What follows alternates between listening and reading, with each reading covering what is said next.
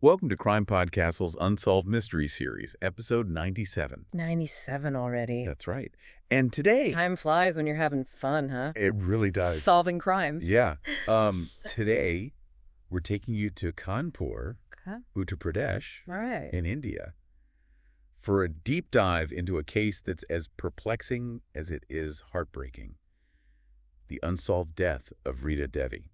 This is a case that really, I think, underscores the complexities of investigations when you're dealing with limited evidence and the enduring pain that comes with unanswered questions. Yeah, for sure.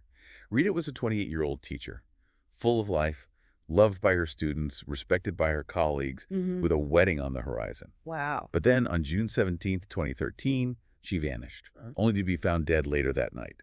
It's a story that, I don't know about you, but it sends chills down my spine. Yeah, it's awful. The kind that makes you wonder, could this happen to anyone? Yeah, and that's what makes this case so unsettling. The seemingly random nature of it all. Right. 1 minute, Rita's going about her day, visiting a friend, and the next, she's gone. Before we jump into the night of her disappearance, let's try to understand who Rita Devi was. I mean, we can't let her become just another case file, right? Oh, absolutely. I completely agree. Yeah. From what we've gathered from those who knew her, Rita was a bright light in her community, intelligent, ambitious, and dedicated to her family. Her colleagues described her as a passionate teacher, always going the extra mile for her students. Yeah, it sounds like she was just a really great person who was taken way too soon. Absolutely. It's clear that her loss left a huge void in the lives of those who knew her. It's hard to even imagine that shock when she didn't come home that night. I mean, she told her family she'd be back by 9 p.m. Oh, wow. After visiting a friend. Okay. What started as a promise turned into a frantic search as the hours ticked by. And tragically, that search ended around midnight when a passerby stumbled upon her body. Oh, my gosh. In a desolate field. It's a discovery that no one should have to make. So what did the investigators find at the crime scene? What were the first clues in this puzzle? Well, the autopsy revealed that Rita's death was caused by blunt force trauma to the head. Okay. The kind of injury you'd see from a heavy object. But here's where things start to get murky. Her phone and purse were missing, leading investigators to initially suspect robbery. Robbery, okay. But wouldn't a robber try to use her cards or at least get rid of the phone? It seems strange that they just leave those crucial pieces of evidence behind, right? Exactly. And that's what makes the robbery theory so shaky. Okay. No transactions were made with her cards, and the phone was never recovered. So if it wasn't about the money, what was the motive? That's a good question. Yeah. Okay, so we've got missing belongings that don't quite add up to a typical robbery. Right. What other avenues did the investigators explore? They naturally delved into Rita's personal life, hoping to uncover any potential conflicts or enemies. And they discovered that she had recently had an argument with a colleague at work. Could this have been a motive for murder? It's a chilling thought, right? Yeah. But it is a possibility that the police considered. Okay. But like the robbery theory, this one also ran into a wall. Okay. There was simply no concrete evidence to connect this colleague, or anyone else for that matter, to the crime. So we've got two potential leads, both with significant flaws. Where does that leave the investigators? Were there any witnesses? That's the question. Who could shed light on what happened to Rita that night? Well, unfortunately, witness accounts were scarce. While some villagers reported seeing her walking alone earlier in the evening, no one saw her in those crucial hours leading up to her death. And no one reported seeing any suspicious activity in the area. It's as if she vanished into thin air. Okay. So we've got a young woman with no known enemies, a possible robbery with missing pieces, and an argument that may or may not be significant. Right. It sounds like the investigators were dealing with a real head-scratcher. Absolutely. And this is where things take a turn for the truly unsettling. No. With limited evidence and no clear leads, the investigators had to consider a possibility that sent shivers down their spines. What possibility could be more chilling than the ones we've already discussed? What if this wasn't a random act of violence, a robbery gone wrong, or a personal vendetta at all? What if? What if Rita's death was an accident? Okay. Perhaps during some kind of altercation staged to look like something more sinister? Wow. An accidental death covered up to look like a murder? Yeah. That's a whole other level of disturbing. It really is. It makes you wonder, Who would go to such lengths to conceal an accident? Exactly. And why? And that's what we'll delve into next. Okay. We'll unpack the evidence that supports and refutes this theory. And explore why it's a scenario that continues to haunt those seeking answers in Rita's case. All right, sounds good. Let's take a quick break, and we'll be right back to continue our deep dive. Sounds good. Yeah. The idea of an accidental death being staged as murder is certainly disturbing. It suggests a level of premeditation and cold-bloodedness that's just, it's hard to fathom. For sure. But before we get carried away, right, let's examine why this theory emerged in the first place. Okay, so what makes the accident covered-up theory even remotely plausible? I mean, wouldn't there be some trace of a struggle, some evidence left behind that points to an attempt to conceal the truth?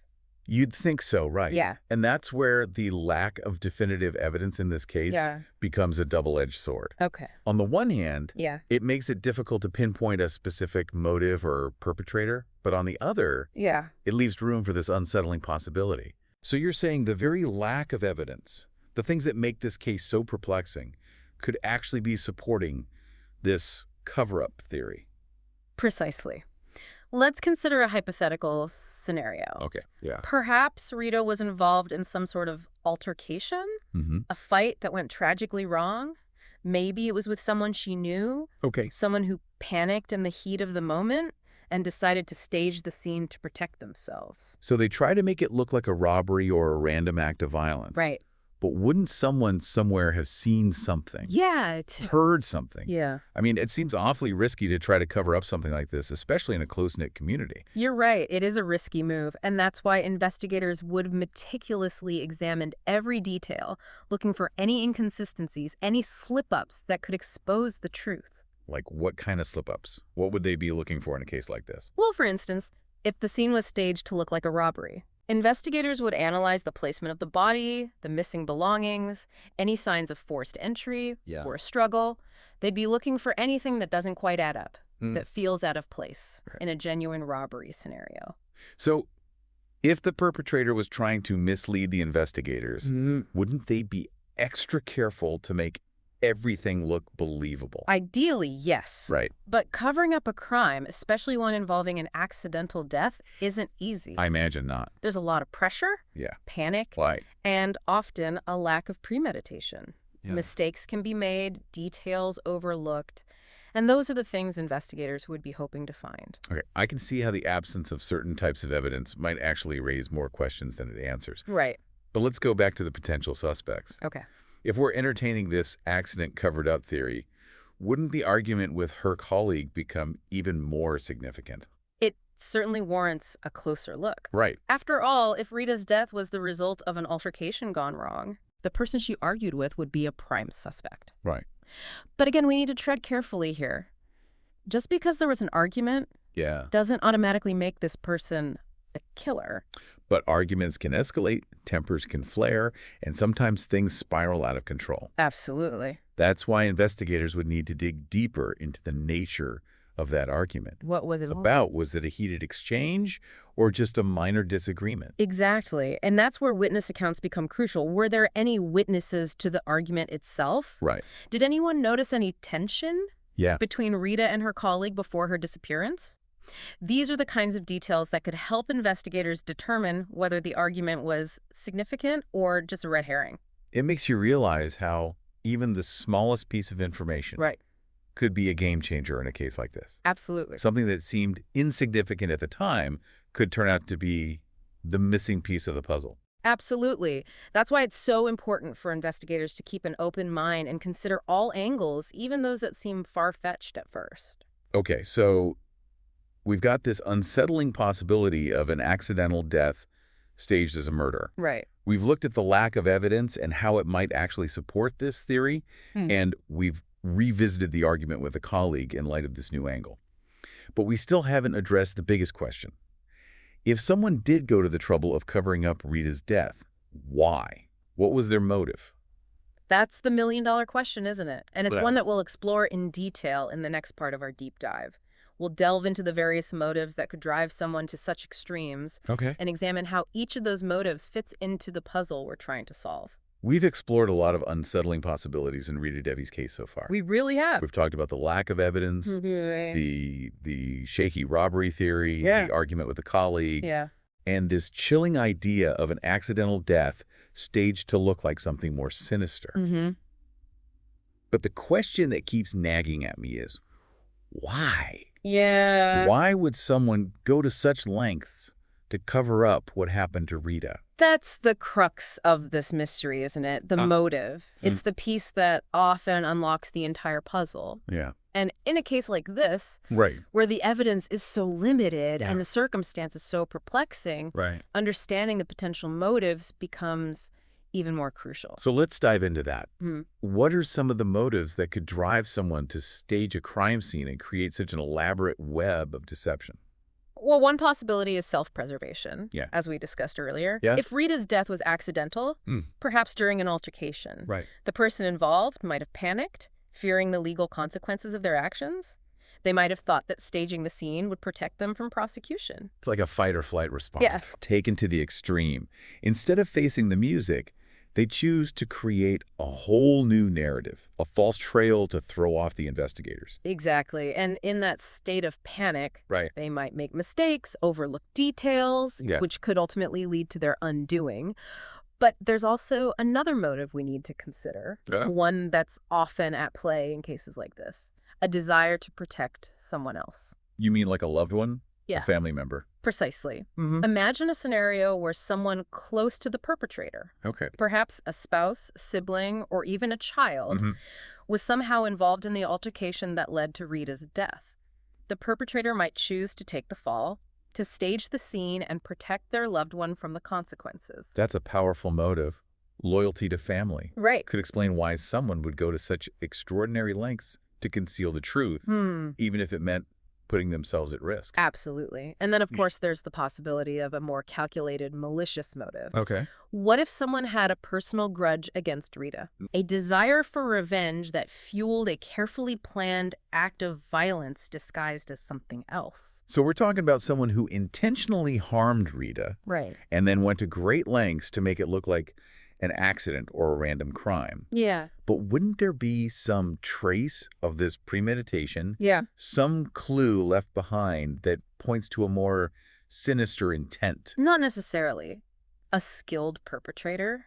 Someone with a good understanding of forensic science and investigative techniques could potentially cover their tracks quite effectively. It's a chilling thought that someone could be capable of such calculated cruelty. It is. And it makes you wonder, if that's the case, will they ever be brought to justice?